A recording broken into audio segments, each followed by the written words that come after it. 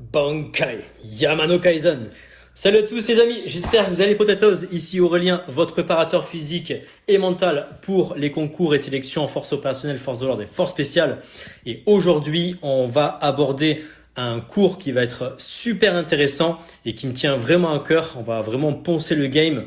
Donc j'espère que vous avez pris un papier et un stylo parce que je vais vous balancer des pépites, non pas des pépites, mais même des météorites pour que vous ayez un mental d'acier.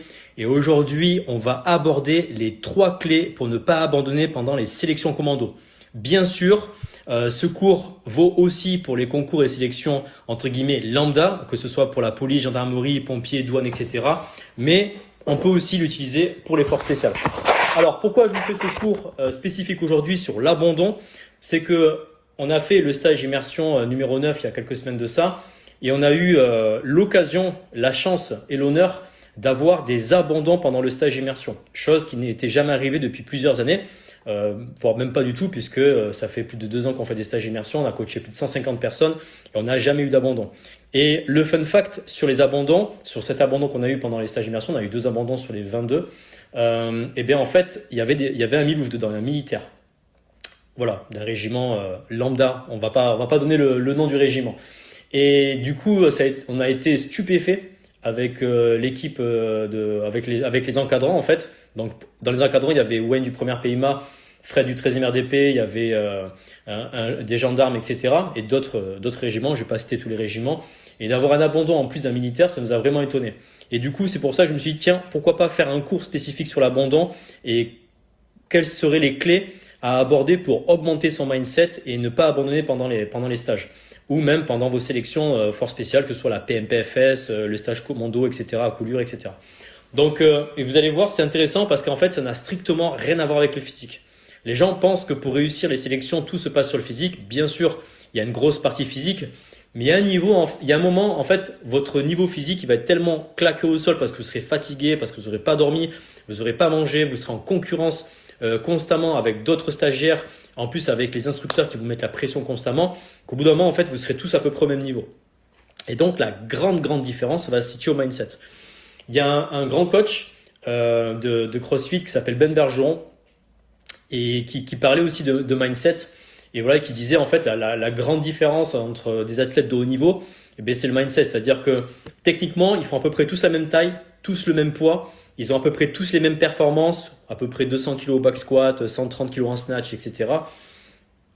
30-40 tractions strictes et tout, voire même 70 en butterfly et ce genre de choses. Et le truc, c'est que en fait, ces mecs-là, ils ont tous le même niveau physique, mais la seule différence, c'est qu'au niveau du mindset, dans les compétitions, ils sont capables d'aller chercher 1 ou 2, voire 3 reps de plus que son collègue qui, lui, en fait, a les mêmes perfs. Mais c'est juste que mentalement, il va puiser un peu plus loin. Et c'est ça qui est très important lors de vos sélections, que ce soit pour les commandos marines, 1er PIMA, GIGN, ou même pour l'armée régulière, pour la police, etc. Vraiment vous concentrer sur le mindset parce que dès que vous commencez à fissurer mentalement, c'est la merde. C'est la mierda. Donc dites-moi dans les commentaires, est-ce que vous êtes chaud potatoes pour avoir des clés de préparation mentale pour avoir un mindset de titan? Dites-moi dans le chat. Et n'oubliez pas, prenez un papier et un stylo parce que ça va envoyer, ça va être court, mais ça va être efficace. Après, on pourra toujours partir sur d'autres clés un peu plus. Salut à toi, Team SS. Ok, c'est chaud. Il y a du Go, il y a du chaud, Giovanni. Il y a des muscles qui apparaissent en commentaire. Ok. Et juste petite interrogation avant de commencer. Chaud, ça servira au Spring Camp. Exactement. Spring Camp, exactement. Salut Luc. Dites-moi avant de commencer, vous venez de quelle ville? Pour voir s'il y a des Bordelais dans le chat.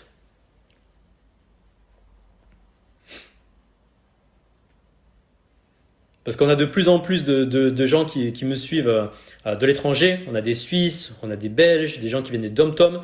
Et là, très récemment, j'ai été contacté par Lannister. J'ai été contacté par un gars du Canada. Voilà, pour du coaching.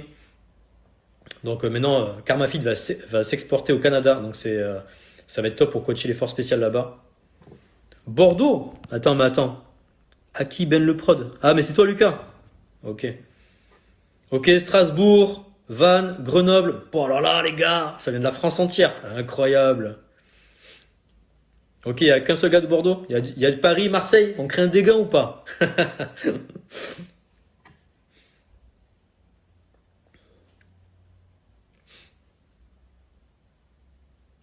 Peut-être que si à Paris, j'en étais sûr.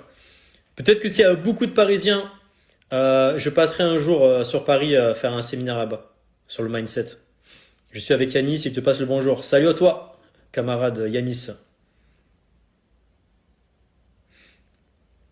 9-1, coucou. Salut à toi, jeune demoiselle qui recherche un mec mortel.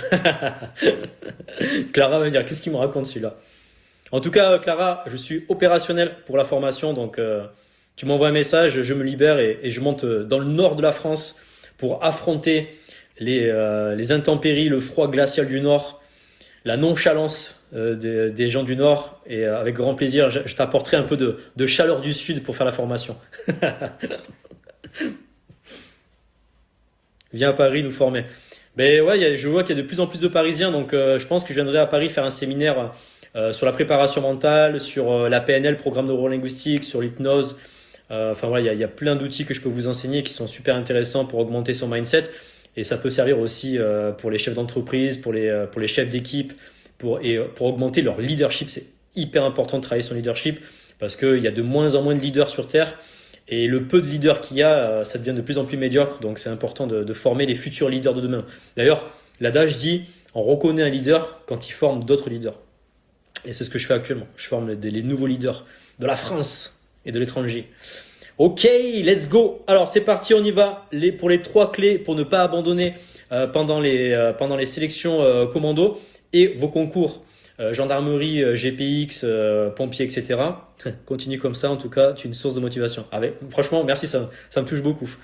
Donc c'est parti, let's go Papi Chulo. N'oubliez pas, vous pouvez partager ce live au plus grand nombre. Plus il y a de monde et plus je vous donnerai du contenu. Donc profitez-en, n'hésitez pas à partager ce live à vos amis qui sont intéressés par le monde des forces de l'ordre, forces opérationnelles et forces spéciales. C'est parti pour la première clé. Alors, la première clé, let's go. J'espère que vous avez pris un papier et un stylo parce que je vais pas revenir là-dessus. Donc la première clé, c'est utiliser des mantras. Alors, qu'est-ce qu'un mantra? Parce que c'est souvent la question qu'on me pose en me disant mais Aurélien, what the fuck, what does it mean mantra? En fait, un mantra, c'est une formule magique, ok? Un peu comme, on va prendre un truc un peu occidental parce que mantra, c'est un peu exotique pour certains et ésotérique. Donc, le mantra, en fait, c'est un peu comme une prière, ok? Que j'enseigne d'ailleurs durant mes séminaires et mes stages immersion pour renforcer le mental. Donc, un mantra, en fait, c'est une formule que je répète, ok? Donc, on peut utiliser des mudras. Donc, les mudras, ce sont des signes avec les mains. Ça peut être ça peut être la forme de prière, ça peut être comme la méditation, ça peut être ça peut être ça. Il y a autant de mudras que d'êtres humains sur Terre. Ok, donc les mudras, vous regardez sur Internet, ce sont des signes qui ont été inventés par les Indiens, notamment dans la pratique du yoga. D'accord. Et en fait, on s'est rendu compte avec des études scientifiques que déjà, il y a énormément de terminaisons nerveuses au niveau des mains, d'accord, mais que le corps produisait beaucoup de champs magnétiques. Parce que qui dit courant électrique dit champ magnétique. Et donc, du coup, en bougeant les mains dans certains sens, on peut activer certains organes, certains chakras et tout ça. Mais je vais pas rentrer dans les détails parce que après ça va devenir très compliqué si je commence à rentrer dans les systèmes de chakras. Mais en tout cas, toujours est-il que on fait des mudras tous les jours, mais on ne se rend pas compte. Et c'est instinctif et c'est dans notre ADN en tant qu'être humain. D'accord. Je vous montre un mantra un mudra que tout le monde fait au quotidien. C'est celui-là. Voilà. Donc par exemple, vous regardez des politiciens quand ils sont on dit pas politicien, excusez-moi, on dit homme politique. Voilà. Donc quand on regarde un homme politique en train de débattre à la télévision et quand il est en signe de puissance, il est comme ça. Donc les mains en triangle comme ça vers l'avant. Donc là, c'est le signe de puissance, ok? Et c'est un mudra et c'est le mudra de la puissance. Voilà. Et ce qui est intéressant, c'est que les Indiens, avant même les Indiens d'Inde, pas d'Amérique, hein, donc les Indiens d'Inde, déjà il y a 3 millions de ça, sans avoir d'outils scientifiques, sans avoir de psychologues, etc., de neuroscientifiques et tout, ils avaient déjà percuté que les mains, il y avait une connexion et une symbolique par rapport à ça. Ok. Donc il y a plein de mudras, vous regarderez ça sur Internet. Donc du coup, quand je fais un mantra, je dois toujours l'associer avec un mudra pour faire ce qu'on appelle un ancrage. D'accord. Donc il y a des études qui ont été faites par rapport aux ancrages, avec notamment avec un chien. D'accord. Donc le chien, par exemple, on lui donne un os, donc on va le donner à bouffer ou un os, il va commencer à saliver, ok? Et en fait, je vais associer le son d'une cloche avec la bouffe. Donc je fais ça pendant plusieurs semaines pour le conditionner mentalement. Et en fait, ce qui est intéressant, ça s'appelle l'effet Pavlov, vous rentrez sur Internet. Et en fait, ce qui est intéressant, c'est que au bout de plusieurs semaines, quand le maître il commence à sonner la cloche et qu'il donne pas à manger, eh bien, le chien il commence à saliver parce il a fait une connexion neuronale entre la bouffe et le son.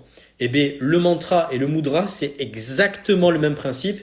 C'est-à-dire que si je fais un mudra, donc avec la main comme ça, ce que vous voulez, voilà, ou comme ça, et que je dis une formule magique, entre guillemets, ou une prière, eh bien en fait, vous allez l'associer automatiquement. D'accord?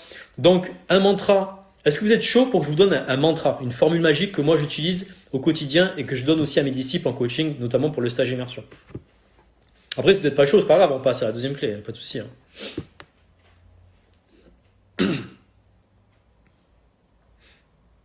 Ok, je vois des petits cœurs. Ok, Max, il est chaud. Mathis est chaud. Ok, les gars, vous répondez au quart de tour. Ok, super.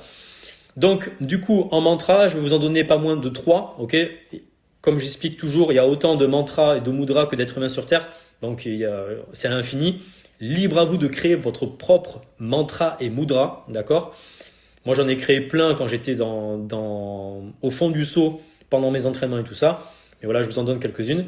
Donc, le premier mantra que vous pouvez dire quand vous commencez à douter de vous, quand vous êtes au fond du seau à l'entraînement, quand vous êtes en période de stress pendant un examen, PMPFS, tâche commando, je sais pas, examen d'oral, etc.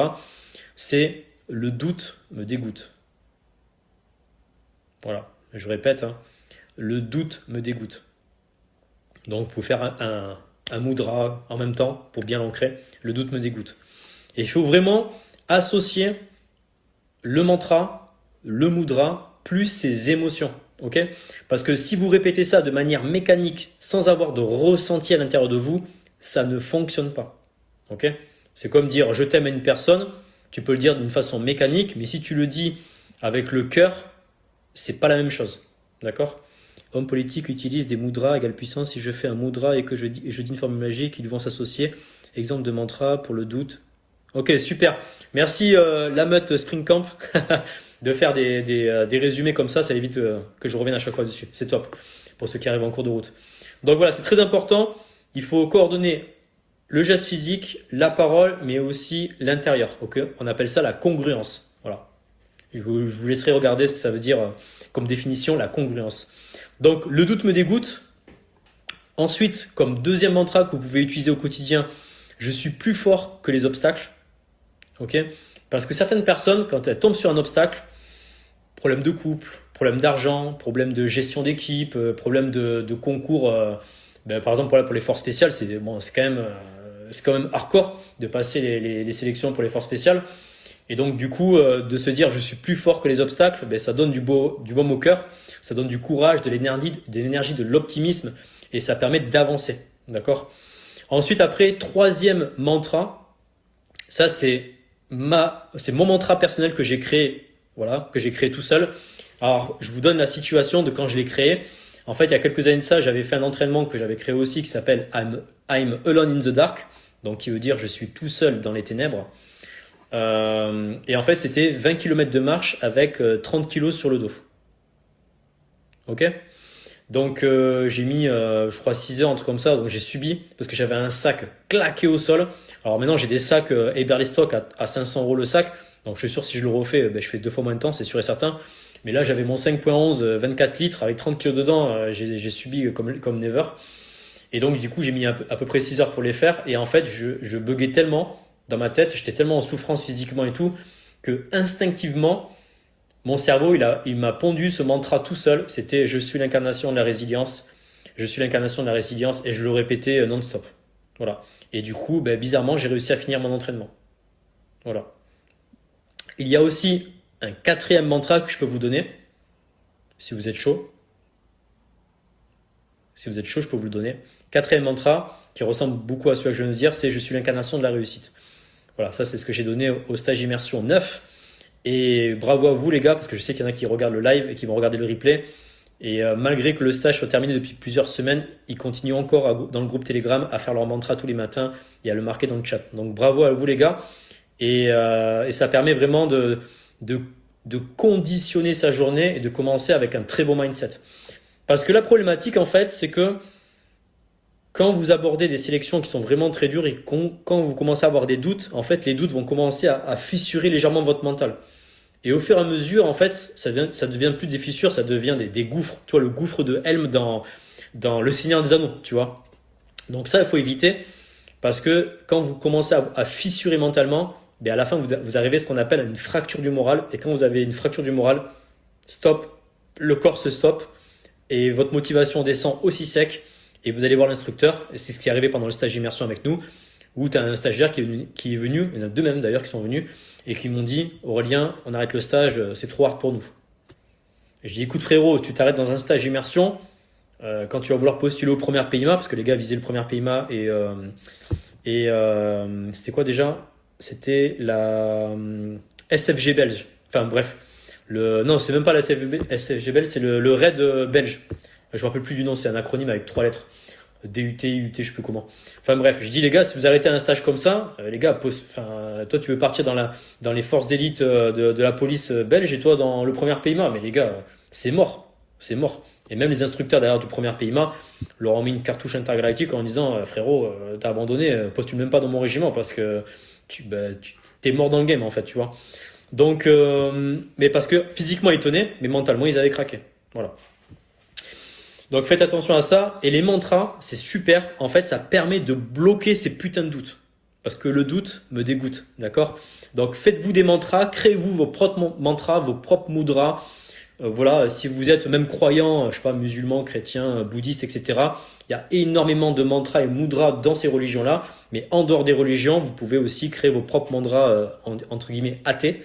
Et ça marche très très bien parce que ça permet de bloquer toutes ces putains de pensées de merde qui vous parasitent l'esprit au quotidien.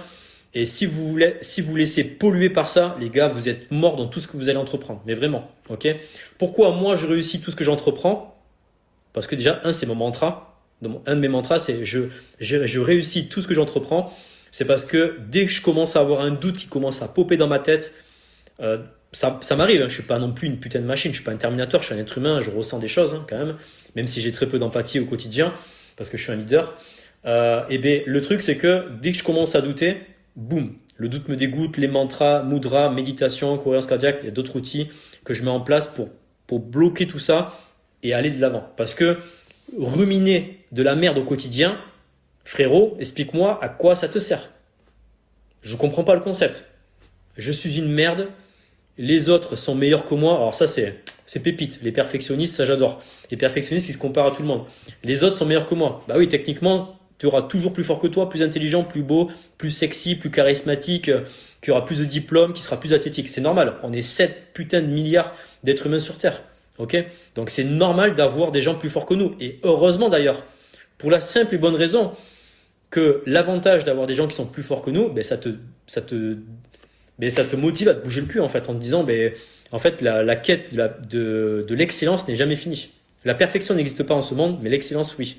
Et l'excellence, c'est d'aller au bout de chaque petite chose. Ok, ça c'est très important. Est-ce que c'est bon pour vous, les amis, pour le mantra, pour la première clé qui était les mantras? On va attaquer la deuxième clé, en sachant qu'il y a 3 clés. Peut-être que je vous donnerai un 4e bonus par la suite. Donc voilà, les mantras, tous les matins. Alors le conseil du coach, un peu comme le médecin, tous les matins, vous vous levez, vous faites votre mantra et vous le répétez pendant minimum 1 minute. Alors pourquoi 1 minute? C'est une excellente question qu'il faut se poser. Et bien en fait, on s'est rendu compte au niveau neuroscientifique que quand vous envoyez une information au niveau du cerveau, il fallait environ à peu près 1 minute pour que toute l'information fasse toutes les hémisphères du cerveau. Voilà. Donc si vous faites un mantra et que vous le répétez 3 fois, ça sert strictement à rien. Par contre, si vous le répétez pendant 1 minute, ce qui va se passer, ça va créer un ancrage dans votre cerveau, ça va créer des nouveaux ponts neuronaux, des nouvelles connexions au niveau des synapses, et ça va augmenter aussi votre gain au niveau de la myéline. Voilà, bon, c'est un peu technique ce que je dis là au niveau neuroscientifique, mais en tout cas, scientifiquement, ça a été prouvé que que quand on répétait quelque chose, ça crée des ponts neuronaux qui devenaient de plus en plus rapides et de plus en plus efficaces. Un peu comme le sport. Il y a un truc que je comprends pas. Il y a un truc que je comprends pas, les gars. Vous vous entraînez comme des tabanés au quotidien pour atteindre vos objectifs. Vous faites des fractionnés en vomir, en dégueuler. Vous vous tapez des burpees, des tractions, du gainage, des squats, du développé couché, etc. à vous buter à la salle. Vous faites la répétition non-stop pour vous perfectionner au quotidien, tout le temps, pour augmenter vos perfs et être prêt pour les sélections CSO, PMPFX, PMPFS, etc. Ok? Mais par contre, il y a un truc que je comprends pas. Mentalement, vous faites wellou. Rien.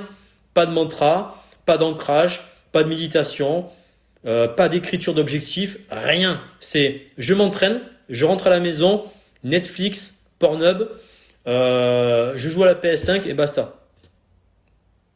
Ben les gars, là, je vous dis tout de suite, hein, donc votre équation, elle est complètement faussée en fait. Si vous pensez que réussir les sélections, c'est uniquement la partie physique, ben les gars, vous êtes morts dans le game. Vous n'avez même pas commencé le game que vous êtes déjà dead en fait. Ok? Donc il y a une grosse partie mentale et la partie mentale, ça se travaille. D'accord? Alors je vais répondre à votre question parce que j'ai vu qu'il y avait des questions par rapport à la première clé. Si vous avez des questions sur la première clé, n'hésitez pas, je vais répondre et après on va passer à la deuxième clé. J'adore, c'est super pratique contre le stress, merci du premier conseil. Mais avec plaisir, Palcé ou Palqué, je sais pas comment tu prononces, désolé si j'ai écorché.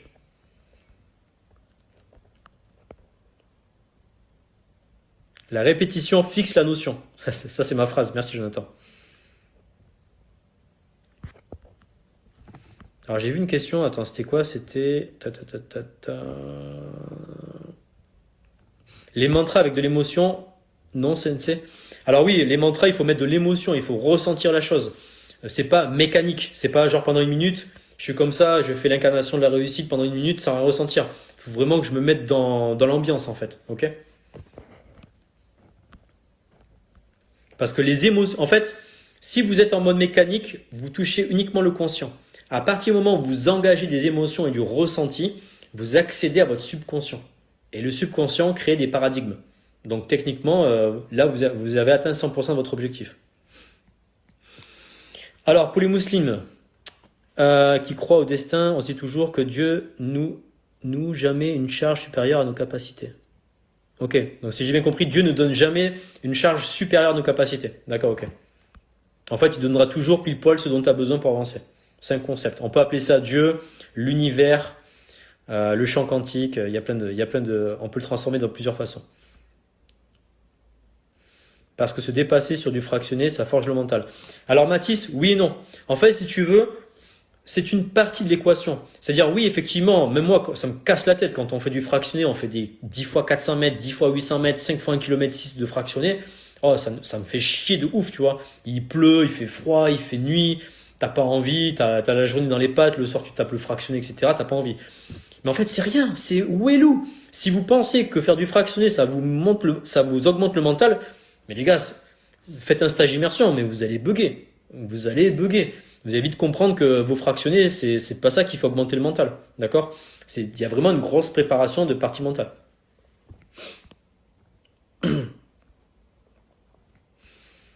Mon mantra que je me répète depuis petite, je suis une guerrière, rien n'est impossible.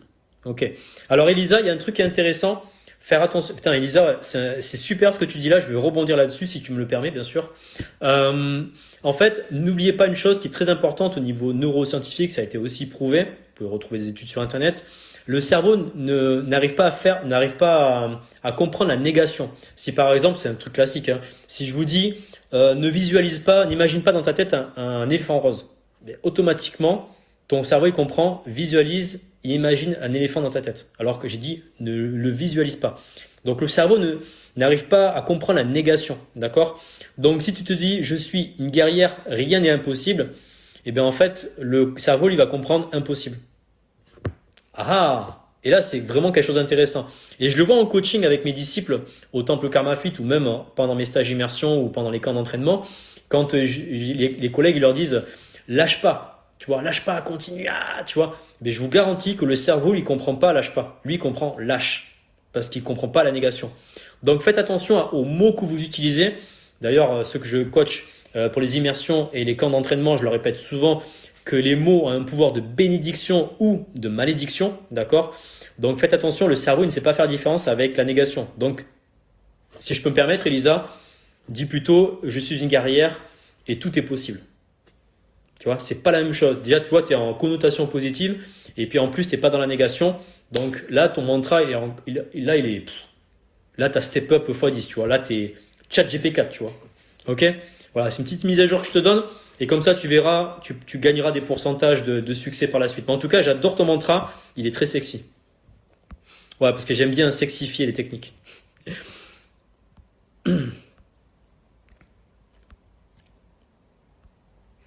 Utiliser la méditation et la visualisation pour les mantras, car tout est relié. Alors oui, Jonathan nous dit quelque chose d'intéressant. Bon, après, il est en coaching avec moi, donc il connaît les techniques. Et effectivement, quand vous faites votre mantra et mudra, vous pouvez aussi utiliser la visualisation. Donc la visualisation, c'est quoi? C'est exemple, bon, on va prendre un truc bateau, je veux rentrer dans les commandos marines, ok? Donc je suis l'incarnation de la réussite, je ferme les yeux, je fais ça pendant une minute, mais en même temps, je me visualise dans le succès, avec le béret sur la tête, l'uniforme, etc. Comme ça, je ressens des émotions et ça fait un ancrage. Parce que le cerveau ne sait pas faire la différence entre le réel et l'imaginaire. Donc si je le visualise tous les jours pendant une année complète et je fais 1 minute par jour, donc ça fait 365 minutes minimum, je vous garantis que votre cerveau il va être conditionné de ouf pour avoir ce putain de béret et qu'il n'y aura plus de doute parce que le doute me dégoûte. Vous avez vu, tout est connecté, tout est logique.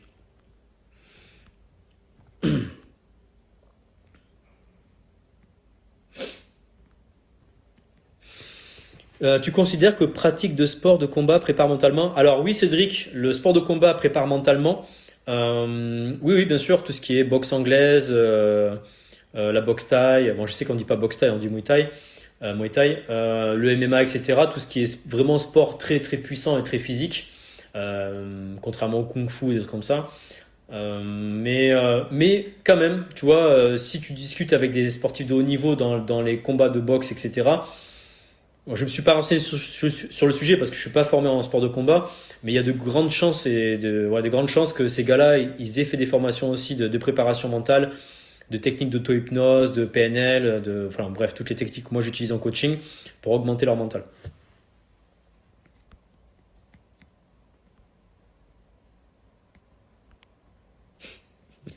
Putain, et la meute, Spring Camp là, attends. C'est qui gère le compte? Parce que le mec, il me refait tout le rétexte en live, il est chaud de night. Et ce que je t'invite à faire, la meute, c'est de noter aussi sur papier.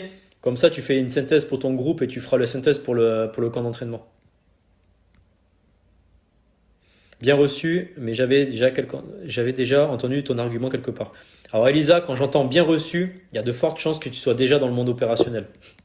Peut-être gendarmette ou policière.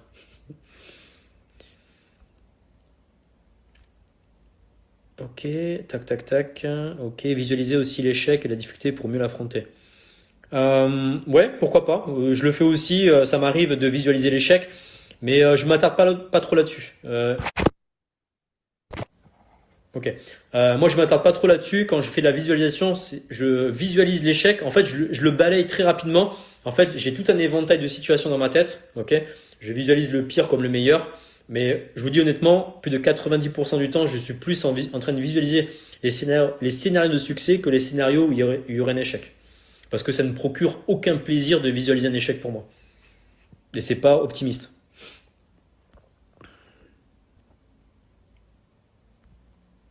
C'est la meute.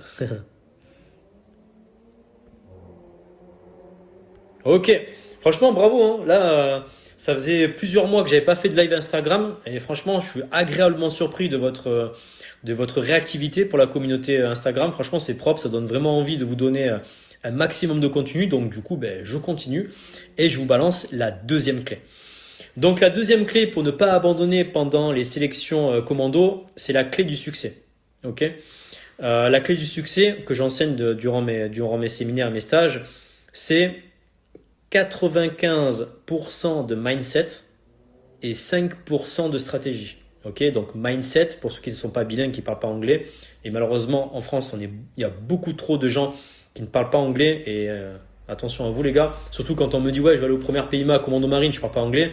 Les gars, vous passez pour un putain de peintre hein, quand vous passez vos sélections. Hein. Parce qu'au niveau notation sur l'anglais, si vous tapez des bulles, ça pue la merde. Donc, je répète, l'une des clés du succès pour réussir vos sélections et ne pas abandonner pendant le stage, c'est 95% de mindset et 5% de stratégie. Ok? Donc la stratégie, elle est simple. It's very simple. Je me lève, je m'entraîne, je mange correctement, je me couche tôt, j'évite tout ce qui est cigarettes, alcool, sorties, etc. Alors tu vas me dire oui Aurélien, t'es un peu trop spartiate, mais les gars, quand vous me dites que vous visez les unités d'élite et de force spéciale, il y a un moment, il faut être congruent en fait. Voilà, il faut être congruent. Tu peux pas. Tu vois, par exemple, quand je prends un mec comme Teddy Riner, qui est combien de fois 7 fois, 9 fois champion du monde de judo. Bon, le mec, bien sûr, qui fait des sorties, qui s'éclate, etc. Mais son quotidien, le mec, écoutez, le mec, il se lève, il se réveille judo, il mange judo, il s'habille judo, il rêve judo, il parle judo, il fait que ça non-stop. Ok? Et le mec, c'est 4 ans de préparation pour les JO. Ok? Donc moi, quand j'entends des mecs, et je les vois sur Instagram, parce que je suis pas mal de comptes sur Instagram, quand je vois des mecs qui se mettent des grosses races, qui sortent toutes les nuits, qui chopent plein de meufs et tout ça, ok, bon, c'est bien pour l'ego. Mais techniquement, c'est pas ça qui va faire que vous allez réussir par la suite. Il faut instaurer une discipline, d'accord? Donc les 5% de stratégie sont super simples. C'est je m'entraîne tout le temps, du lundi au samedi, dimanche je le garde en repos. Je mange correctement, je me couche tôt, je me lève tôt. Je lis des livres, je me forme, podcast, etc. Live Instagram avec Aurélien, peu importe, on s'en fout. Mais voilà, il faut avoir au moins 5% de stratégie. Et les 95% de mindset, ben c'est justement la clé que je vous ai donnée auparavant, c'est les mantras, c'est la méditation, c'est les ancrages, et voilà, tout ce que je vous ai annoncé auparavant, et d'autres clés que je vais vous donner par la suite. Mais votre mindset, les gars, c'est ça qui va conditionner votre réussite, mais vraiment. Parce que le truc, c'est que comment nous, on arrive au stage immersion numéro 9 et comment ça se fait qu'un militaire qui a fait 2 stages commando quand même, il n'a pas fait 1, il n'a pas fait 0, il a fait 2 stages commando qui est dans un régiment très spécifique de l'armée, qui n'est pas un régiment de merde, d'accord, je ne peux pas vous le dire, et qui arrive au bout d'1 jour et demi de stage, qui vient me voir, on dit Aurélien, il faut que je te parle, j'arrête le stage. Bon frérot, j'ai bugué, j'ai fait une crise cardiaque, j'ai cru qu'il fallait me réanimer, tu vois, j'ai dit non mais c'est pas possible, sous de ma gueule, il me troll le mec, ok. Après, bon, je jette pas la pierre, ça arrive, hein. Fissure du moral, fracture du moral, etc. Mauvaise préparation. Et pourtant, Dieu sait, et ceux qui sont là, parce qu'il y en a beaucoup comme Jonathan et d'autres personnes qui ont fait des stages d'immersion avec moi, Dieu sait, les gars, que je rabâche le mindset et que je donne énormément de contenu pour la préparation mentale. Mais la différence, c'est que les civils qui sont venus au stage et qui ont réussi à finir le stage, mais bizarrement, c'est eux qui étaient le plus impliqués dans les techniques de préparation mentale. Voilà. Donc quand on arrive trop confiant, on prend une bifle dans la gueule. Ok? Une grosse bifle bien salace. D'accord? Donc c'est pas parce que, là je parle pour les militaires, hein, pour les opérationnels, hein, que ce soit en gendarmerie, PSPG, PSIG, infanterie, fusilier marin, fusilier de l'air, peu importe, hein, que vous ayez fait des OPEX ou pas, les gars, quand vous abordez par exemple des stages avec moi ou même d'autres stages dans le monde militaire, hein, ne partez pas vainqueur. Ok? Ayez l'humilité de vous dire, ok, je repars de zéro, je suis un gros noob, un gros débutant, et je dois faire mes preuves à chaque fois. Et bizarrement, comme j'ai la chance et l'honneur de travailler avec des forces spéciales au quotidien, première PIMA, 13e RDP, commando marine Hubert, GIGN, BRI, etc., CPA 30, CPA 10 et tout ça, mais bizarrement, ils ont tous le même discours. Le discours de je suis jamais le meilleur et je dois constamment m'améliorer. Et je sais rien. Voilà. Quand je pense savoir, c'est que je sais pas. Ok, ça c'est leur mantra à eux. Ok. Et c'est hyper intéressant parce que quand je travaille avec Tony commando marine et tout ça, qui vient à la salle et qu'on fait des stages ensemble, on pourrait se dire ouais le mec, il est commando marine Hubert, il a fait 10 ans dans les commandos, il pourrait voilà faire le mec arrogant et tout ça. Non, le mec il est à l'écoute, il est humble et pourtant si je vous annonce les perfs qu'il fait en crossfit parce qu'il fait du crossfit tout ça. Oh, les gars, ils plient n'importe qui. Et même moi, une première PMA, pourtant moi je suis coach et je m'entraîne tous les jours, il me plie 15 fois. D'accord? Et pourtant, quand il vient au temple, je lui donne des conseils, des coachings et tout, il écoute et il applique. Il se dit pas, c'est pas parce que je suis meilleur que le coach que je suis le meilleur dans tout en fait. Voilà. Donc vous voyez ce que je veux dire? Et en fait, ça a été une erreur qu'a fait un de nos stagiaires et qui a abandonné le stage et qui malheureusement parce que la répétition fixe la notion, parce que dans sa tête, ben, quand il y a des échecs, ben, ça se répète non-stop. Et ben, il est arrivé trop confiant, et en fait, ben, il a pris une bifle. Voilà. Et donc, du coup, ben, il s'attendait pas à autant d'intensité, autant de ramassage, puis il me dit, ouais, mec, dans le régiment, je ramasse énormément, je viens au stage, je ramasse. Et en fait, ce que t'as pas compris, frérot, c'est que dans les forces spéciales, ça dure pas 2 jours. Là, le stage d'immersion dure 48 heures. Mais un stage de force spéciale, ça dure 1 semaine, 2 semaines, 3 semaines, 1 mois, voire même plus des fois pour certains stages. Donc, frérot, ramasser, ça fait partie du stage. Ok? Mais si tu es intelligent et si tu réfléchis à la situation, à chaque ramassage, il y avait une pédagogie derrière. Ok? Travailler sa résilience, travailler son leadership, pourquoi tu ramasses? Mais parce que tes mecs, en fait, les mecs du groupe font de la merde. Parce qu'ils mettent trop longtemps pour faire leur sac, parce que les sacs ils sont pas faits en faisceau, parce qu'ils rangent mal les répliques de combat, etc. Mais frérot, si tu es expérimenté, que tu es militaire, que tu as fait 2 stages commando, ben, techniquement, tu dois prendre le leadership sur le groupe et que ça aille plus vite, tu vois. Alors pourquoi tu subis avec les autres? Pas de réflexion. Boum, fracture du moral, bye à Dubaï. Donc voilà, faites attention à ça. C'est que nous, dans les stages immersion, par exemple, on n'a jamais eu d'abandon, mais en fait, depuis quelques mois, on augmente la difficulté de chaque stage. À chaque stage, ça part de plus en plus loin en termes d'intensité, en termes d'effort, mais en termes de raisonnement intellectuel. Il y a beaucoup de cours intellectuels, il y a beaucoup de cours spirituels, émotionnels, etc. Et c'est vrai qu'on rentre dans un coaching 3e génération, voire même 4e génération. 3e génération, c'est le coaching quantique. Et la 4e génération, c'est le coaching où on utilise les neurosciences. Et là, je suis entre les deux en termes de formation. Donc, c'est sûr que quand tu arrives et que tu prends dans la gueule des cours de loi d'attraction, de champ quantique, de neurosciences, de magnétisme, etc. Ouais, les gars, ils bug. Là, ils disent, ouais, ça va trop loin, j'arrive pas à suivre. En plus, on doit faire des pompes, des machins. Il y a du coxage et tout, voilà. Donc, faites attention à ça. Je répète, la clé du succès, c'est 95% de mindset et 5% de stratégie. Donc, juste une question simple. Dites-moi dans le chat, je vais faire un peu bosser quand même parce que je ne vais pas non plus tout vous donner les gars. Pour vous, simple et clair les amis, hein. Je ne fais pas un truc compliqué, je demande jamais de grandes choses aux gens, je demande toujours des petites choses comme disait Bouddha, Siddhartha Gautama. Pour vous, qu'est-ce que vous mettrez plutôt dans les 5% de stratégie? Je vous ai donné quelques exemples, mais pour vous, personnellement, il n'y a pas de mauvaise réponse, ok? Vous pouvez dire ce que vous voulez. Bon, il n'y a pas de jugement de valeur sur le chat, hein. Pour vous, c'est quoi les 5% de stratégie? Et après, on ira sur les 95% de mindset.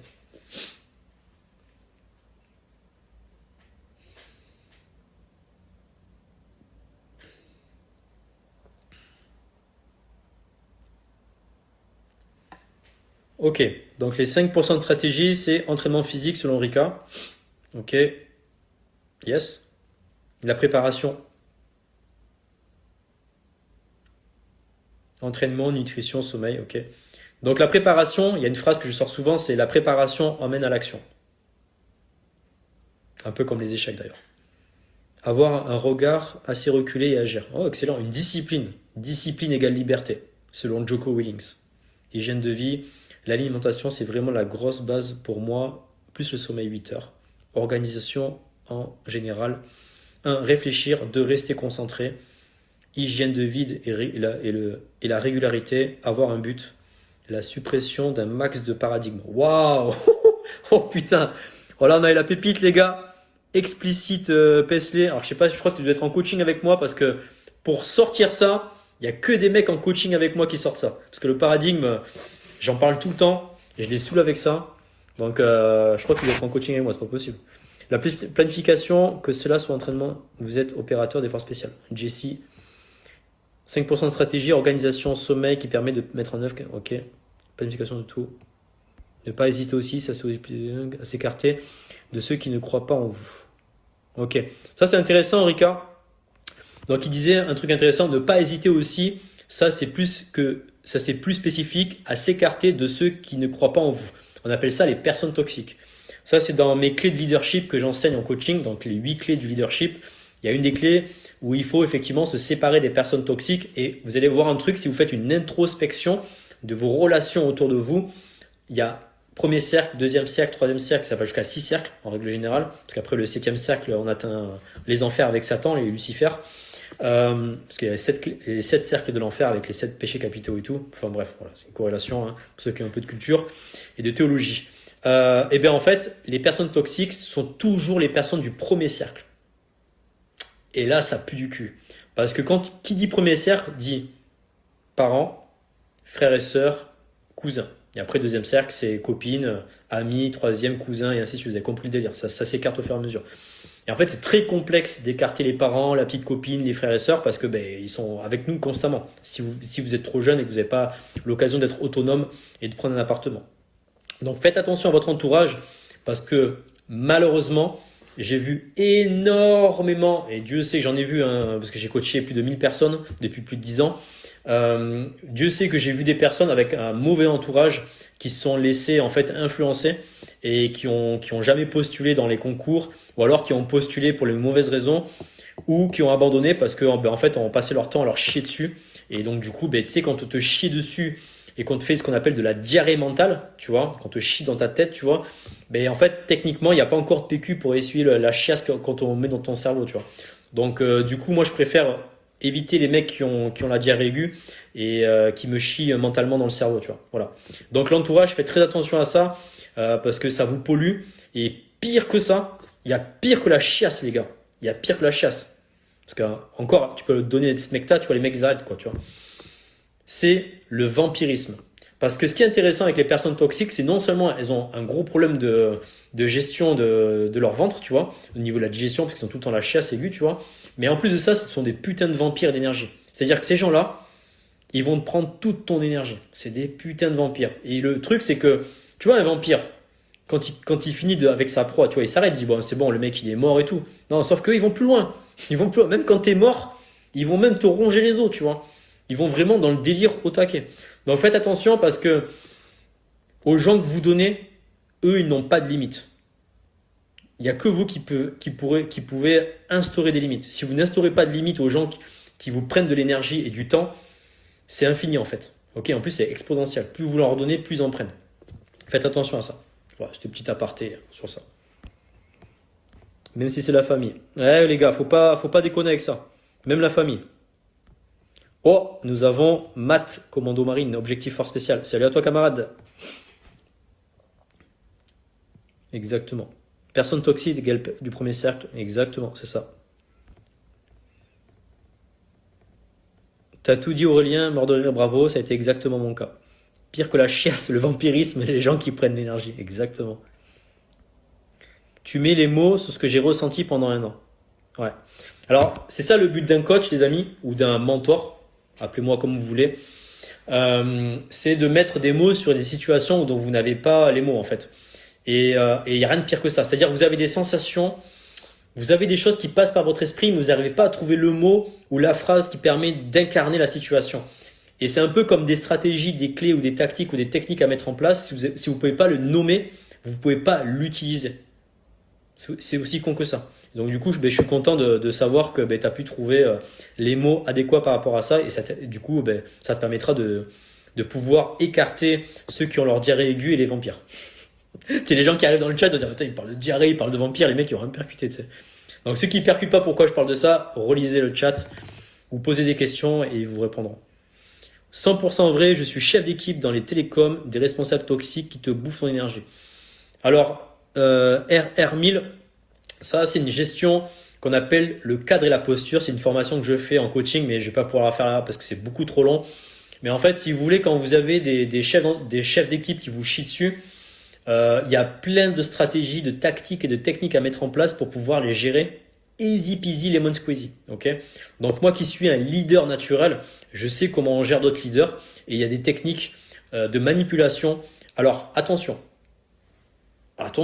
calmons-nous sur les mots parce que je vous vois venir, Aurélien parle de manipulation. Non. Attention les gars, manipulation bienveillante. Ok. Il y a la manipulation malveillante, c'est-à-dire ok, je vais manipuler l'autre psychologiquement et physiquement, mais pour l'enculer, ok, à sec. En gros, je le fiste, mais sans vaseline, d'accord, parce que la vaseline ça coûte cher, d'accord. Mais moi, nous on est plus gentleman, tu vois. Nous on fait de la manipulation bienveillante, c'est-à-dire qu'en gros, on fiste pas les gens parce que déjà c'est pas gentil et ça fait mal. Voilà, ça fait très très mal au derrière. À moins que tu sois prontologue, ça c'est un autre délire, tu vois. Mais le truc, c'est que la manipulation bienveillante, c'est je vais manipuler la personne pour que d'un commun accord, en fait, les deux parties s'en tirent avec des bénéfices. C'est pas du tout la même chose. C'est pas du tout la même chose. Donc moi, ce que je fais avec mes disciples, quand je les forme au leadership et à la communication, à l'art oratoire, pour la gestion d'équipe, pour la résolution des problèmes, parce que j'ai énormément de techniques par rapport à ça, et bien je leur dis, les gars, appliquez la manipulation bienveillante. Ok, jamais malveillant. On n'est jamais là pour être méchant avec les autres. Parce que les gens, en fait, quand ils sont méchants avec vous, quand ils vous mettent la pression, c'est pas contre vous. On appelle ça les 4 accords Toltec. C'est-à-dire que les gens, vous pensez qu'ils sont contre vous, mais ce n'est pas contre vous. Voilà. Les gens ne sont que le reflet de votre état intérieur. Donc si vous êtes faible mentalement et physiquement, les gens s'en prendront à vous. Et bizarrement, quand quelqu'un est fort physiquement et fort mentalement, et qu'il a une attitude ancrée et alignée avec ses croyances, identités et valeurs, mais bizarrement, personne ne le fait chier. C'est bizarre. Je vous partage un petit truc perso. J'ai quelqu'un de ma famille qui se fait harceler au niveau scolaire, une enfant. Et en fait, j'ai étudié comment elle se comportait au quotidien. Et en fait, elle a des positions, entre guillemets, je dis bien entre guillemets, de victime. Bon, après, elle est jeune, hein, très, très, très jeune. Et en fait, je lui disais, mais si tu changes ta posture, tu verras que les gens vont te regarder différemment et te feront beaucoup moins chier. C'est parce que justement, tu as une posture d'introverti et que tu n'oses pas t'affirmer avec ta voix, ton regard, ta gestuelle, que les gens ils te font de la diarrhée aiguë mentale et ils te vampirisent et ils te harcèlent à l'école, au collège, lycée, etc. Donc, justement, Aton, c'est très intéressant parce qu'il en a parlé dans une de ses stories, il parlait d'harcèlement et je le vis au quotidien avec d'autres personnes de mon entourage qui sont à l'école et tout ça. En fait, le harcèlement, c'est juste parce qu'en fait, c'est des gens qui, eux, déjà souffrent énormément. Les gens qui harcèlent les gens, c'est parce qu'ils souffrent. Donc, en fait, ils font traverser leur propre enfer sur les gens. Mais sur les gens qui sont faibles, ok, qui n'ont pas de répondant. Et bizarrement, les gens qui sont forts, ben, les harceleurs ne vont pas leur casser la tête, tu vois. Donc, faites attention à votre attitude.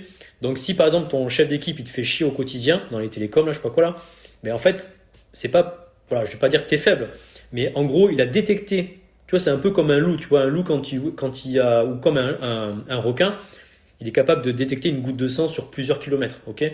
Et bien, en fait, les chefs comme ça, c'est un peu des requins. Et bien, ils sentent la goutte de sang, ça les excite et ils se jettent sur toi. Voilà. Donc, à toi de ne pas montrer que tu es en train de saigner. Mais il y a des techniques, de stratégies à mettre en place, de mindset, de cadre et de posture, de langage non verbal et d'art oratoire. Voilà. Et aussi de chant quantique et de charisme et de magnétisme. Voilà, mais ça, j'enseigne dans mes coachings. Voilà, j'ai fait un petit aparté, mais c'était très important quand même de souligner ça.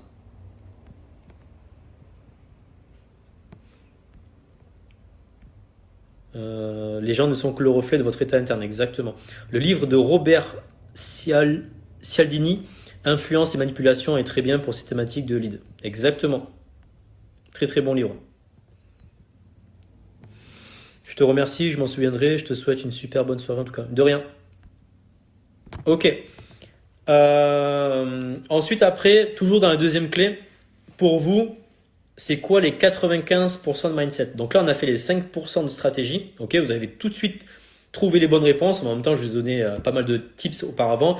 Donc la discipline, la régularité, se coucher tôt, manger bien, etc. D'avoir une hygiène de vie nickel. Mais maintenant, pour vous, c'est quoi les 95% de mindset, d'état d'esprit qu'il faut avoir pour ne pas abandonner lors de vos sélections?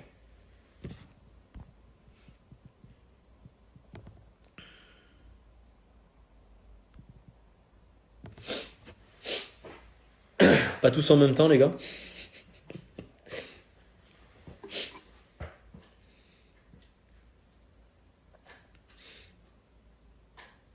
Qu'est-ce que vous mettez dans les 95% de mindset?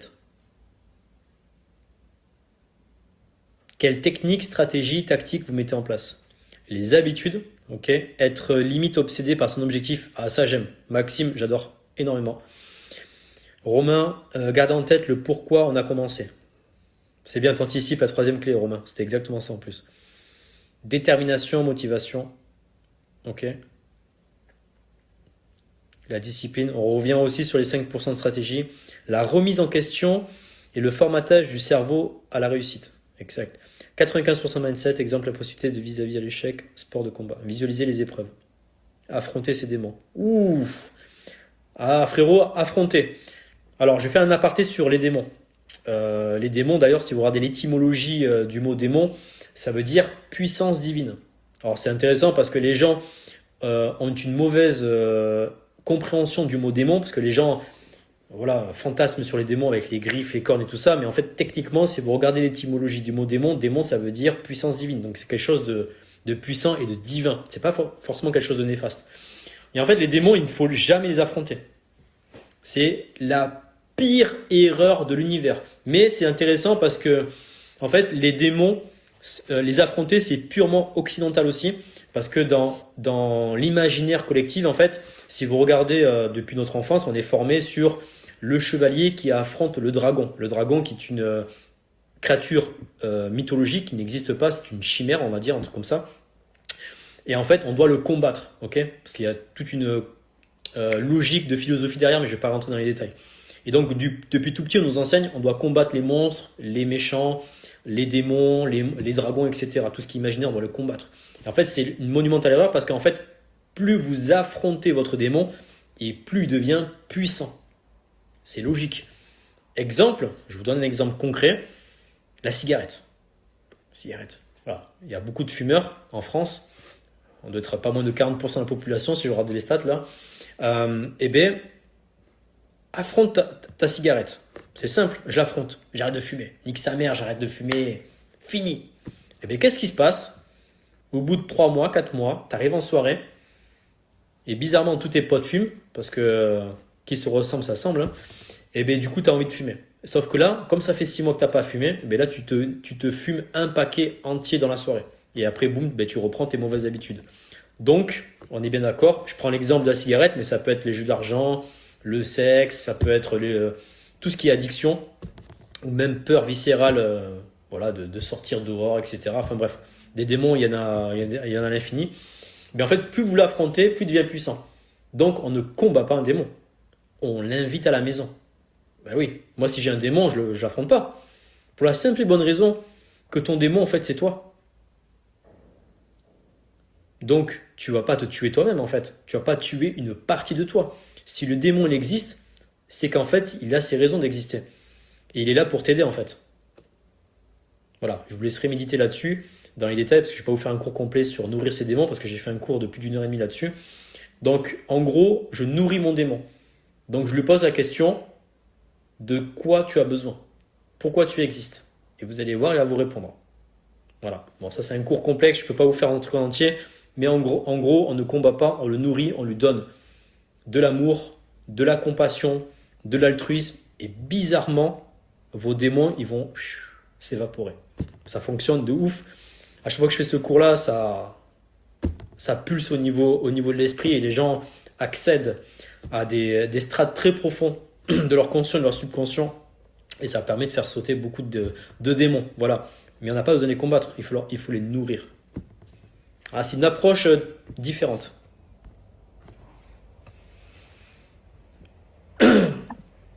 En fait, et de Dreux, alors il me pose une bonne question, mais qui n'a rien à voir avec le cours, mais c'est pas grave, je vais quand même y répondre, ça m'intéresse. Bonjour coach. Donc coach, il n'y a pas de T. Hein. Voilà, je préfère te le dire parce qu'il y en a beaucoup qui mettent des T. Voilà. Bonjour coach. Pour toi, quel sentiment est le plus fort entre la haine et l'amour? En fait, il n'y a pas plus fort entre les deux parce que en fait, c'est les deux du même pièce. Parce qu'en fait, la haine, c'est juste la polarité de l'amour en fait. Voilà, tout simplement. Donc tu peux haïr sans limite comme tu peux aimer sans limite. Voilà, il n'y a pas plus. Par contre, ce sont deux émotions qui sont extrêmement puissantes. Bien sûr, il vaut mieux aller vers le côté de l'amour parce que tu vivras plus longtemps parce que la haine, quand on voit ce que ça a fait, ça a donné la Deuxième Guerre mondiale et il y a eu des millions de morts. Voilà, juste comme ça. Enzo, les formations se passent où en France? Alors, je coach sur Internet, ok? Donc, vous avez le programme qui s'appelle Karma Fit Heroes, qui est accessible en ligne avec moi. Il faut réserver une session stratégique de 45 minutes, c'est offert, voilà, vous ne payez rien. Et je vous coach pendant 45 minutes comme si vous étiez un de mes disciples et je vous donne toutes les solutions aux défis que vous rencontrez Et à la fin de la session, ben, je vous proposerai de travailler avec moi ou pas. Parce que je choisis les gens avec qui je travaille. Je travaille pas avec n'importe qui. Donc, du coup, vous avez le lien dans ma bio Instagram. Vous réservez une session stratégique. Et non, alors, je suis complet. Je crois que j'ai une session le vendredi de dispo et le dimanche. Sinon, après, jeudi et samedi, je suis complet en appel. Et il reste plus que vendredi et dimanche pour pouvoir m'appeler et trouver des solutions à vos défis par rapport à vos concours et vos sélections. Donc, je le fais en ligne, mais sinon après je fais des stages et j'en parlerai après à la fin de la session, à la fin du live. Je fais des stages immersion. Là, j'ai le stage immersion 10 qui arrive le 28 et 30 avril sur Bordeaux au temple Karmafit. Et il y aura Tony, commando marine Hubert, qui sera présent pendant tout le stage avec d'autres instructeurs, parce qu'on n'est pas moins de 10 instructeurs au total, pour vous faire vivre des sélections fort spéciales en version réelle et version nature et à haute intensité. Voilà. Attention, les stages immersion, c'est pas agneux frutos, on fait que du sport.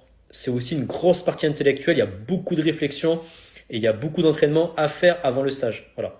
J'en parlerai après pour ceux qui sont intéressés.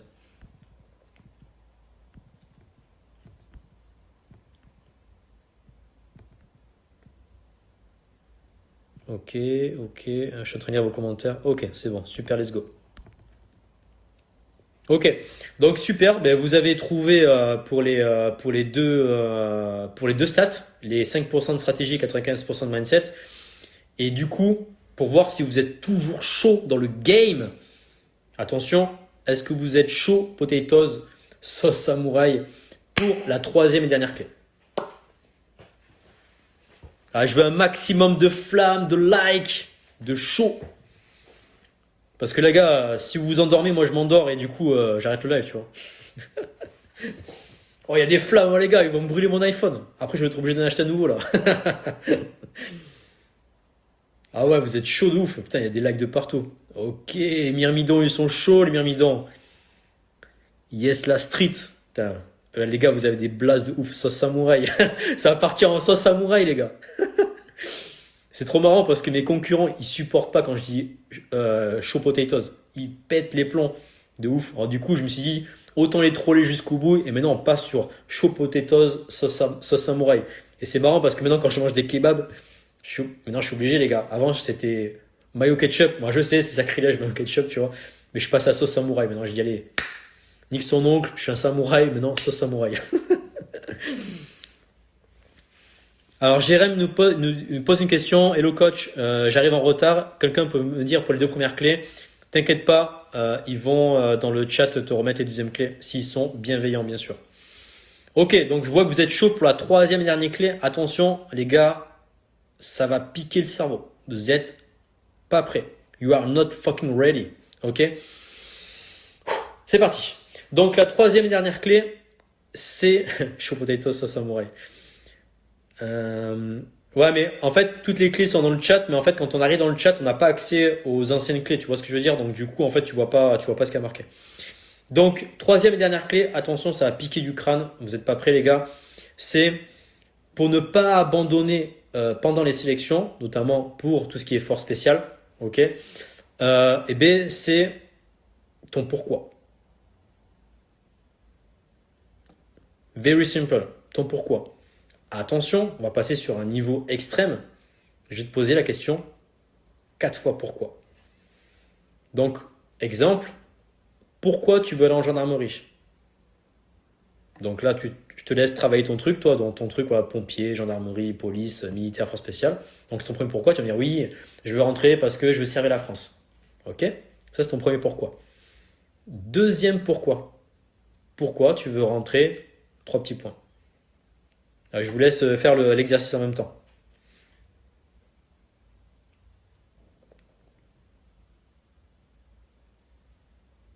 Ok. On passe au troisième pourquoi. Pourquoi tu veux, 3 petits points, toujours rentrer dans l'armée, etc.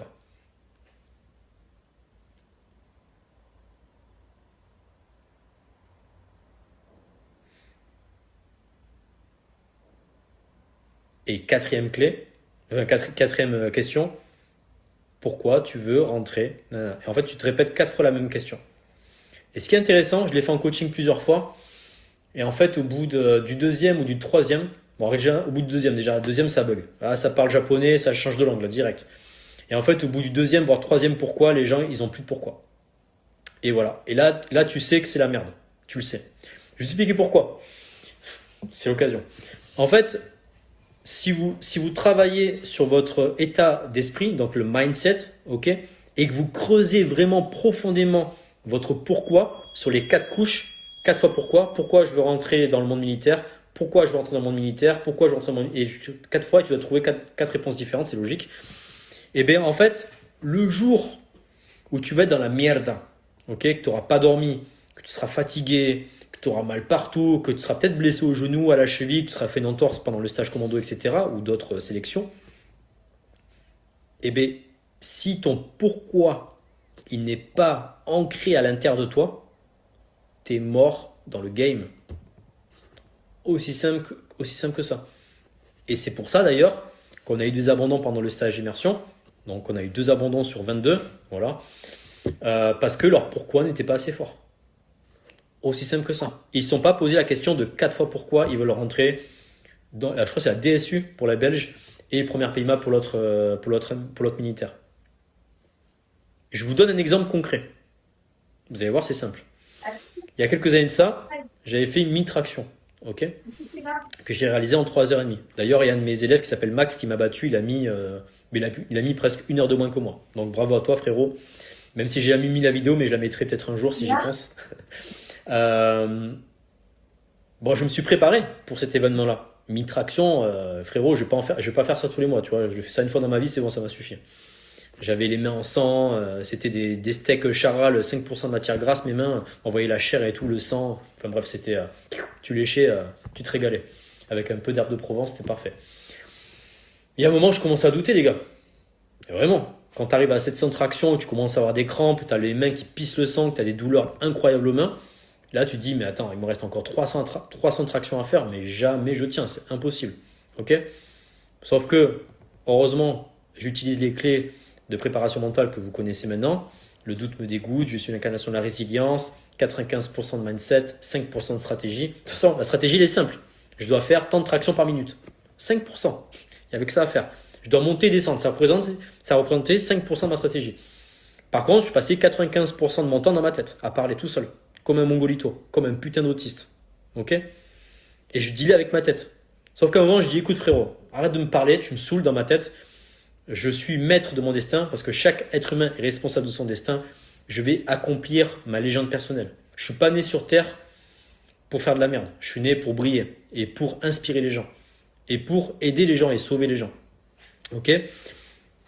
Quand tu as ton pourquoi ancré, les gars, vous êtes inarrêtables. À moins que, bien sûr, vous ayez un claquage, etc. Bon, ça, c'est un autre délire. Mais mentalement, si vous ne breakez pas, le corps suit. Et j'ai constaté un truc avec des élèves à moi qui sont rentrés au 13e RDP, première PIMA dans d'autres régiments, et qui, certains, n'ont pas réussi les sélections parce qu'ils se sont blessés. Notamment beaucoup pour le 13e RDP, parce que les 18 mois de formation, c'est très long et il y a beaucoup de blessures, malheureusement. Voilà. Et bien en fait, ce qui est intéressant, c'est que quand je les coachais, notamment en présentiel au Temple Karmafit sur Bordeaux, en fait, je me suis rendu compte qu'ils avaient beaucoup de fissures mentales. Ok? Je sentais qu'ils étaient fébriles. La copine, le travail, les parents qui vont les manquer, ne jamais avoir de jour de repos, etc. Le téléphone, Instagram, bref, tout ça. Je me suis dit, ouais, moi qui suis très instinctif, je me suis dit, là, ça pue la noisette, ça pue la merde. Mais pas manquer, ces mecs-là, ils sont rentrés au 13e, en l'occurrence pour le 13. Et bien au bout de 3 ou 4 mois, ils se sont tous blessés, tous chevilles. Ok? Et en fait, ce que j'ai remarqué, c'est que tous les mecs qui avaient des petites fissures au niveau mental, et bien les fissures sont devenues des fractures réelles, aussi bien au niveau mental qu'au niveau du corps. Et j'en suis persuadé, parce que j'ai quand même la chance, comme j'expliquais, le nôtre avec des FS au quotidien, et ils ont vécu des blessures pendant la sélection, mais ils ont tellement blindé le mental que bizarrement, leurs blessures se sont résorbées pendant la nuit, pendant qu'ils dormaient, et le lendemain, ils ont rattaqué le stage comme si de rien n'était. Je pense notamment à Tony, quand il a tapé avec son genou sur une poutre en métal, je sais pas quoi, et qu'en fait, il y a le liquide synovial qui a coulé de son genou et qui a fait gonfler le genou. Et en fait, il a marché toute la nuit, après il s'est reposé, il a verrouillé dans sa tête, et le lendemain, en fait, le genou avait dégonflé et il pouvait remarcher et courir. Voilà. Là où d'autres personnes seraient dit, ben, c'est bon, le stage s'arrête pour moi, je boite, j'ai le genou, il fait l'équivalent d'une pastèque, jamais je pourrais continuer. Comme quoi le mental, ça joue énormément. Donc faites attention à ça, verrouillez votre mental. Et pourquoi je vous parle des mille-tractions, c'est parce que en fait, mes 4 pourquoi étaient ancrés. Pourquoi je faisais l'événement? Pour l'association caritative Mécénat Cardiaque. Pourquoi je fais l'événement? Parce que l'association Mécénat Cardiaque sauve des enfants. Des enfants qui viennent du tiers-monde, donc du Vietnam, Afrique, qui ont des malformations cardiaques extrêmement lourdes. Et dans ces pays-là, ils n'ont pas d'infrastructure ni l'expertise de nos médecins en France pour pouvoir les sauver.